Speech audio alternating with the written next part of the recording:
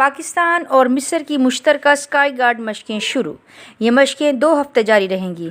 اس exercise میں پاک army, پاک ایئر فورس اور مصر کی ڈیفنس فورس حصہ لے رہی ہے۔ مشترکہ مشق کا مقصد ایئر ڈیفنس ڈومین میں موجودہ اور ابھرتے ہوئے خطرات کے پیش نظر دونوں ممالک کے درمیان فوجی تعاون کو تقویت دینا ہے۔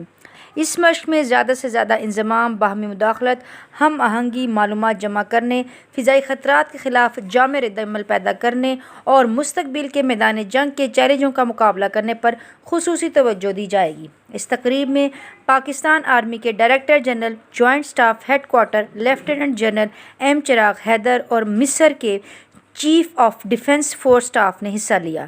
ان مشقوں کی خاص بات یہ ہے کہ یہ مشقیں غزہ اسٹرپ سے تقریباً 300 کلومیٹر سے بھی کم فاصلے پر کی جا رہی ہیں، جس سے اسرائیل کو ایک زبردست پیغام جائے گا۔ سماجی کارکن عدیل شہزاد اور چودھری عبدالماجد نے اس اقدام کو سراہا۔ اس پروگرام کے لیے تعاون کیا ہے شاہین ٹریڈرز پاکستان نے۔ بیری کا 100% خالص اور قدرتی شہد دستیاب ہے۔ اس کے علاوہ اصیل مرغوں، دیسی مرغوں، بٹیر، ترکش مرغیوں، خرگوش اور سفید چکور کا اعلیٰ کوالٹی کا گوشت اور فٹنس ٹونک بھی دستیاب ہے۔ اپنے ننھے منھے بچوں کو بازار کی گولیوں ٹافیوں کے بجائے خالص شہد کھانے کی عادت ابھی ڈالیں۔ اس سے ان کی صحت بھی اچھی ہوگی اور جسم میں قوت مدافعت بھی زیادہ ہوگی اور وہ کم بیمار ہوں گے۔ آزمائش شرط ہے۔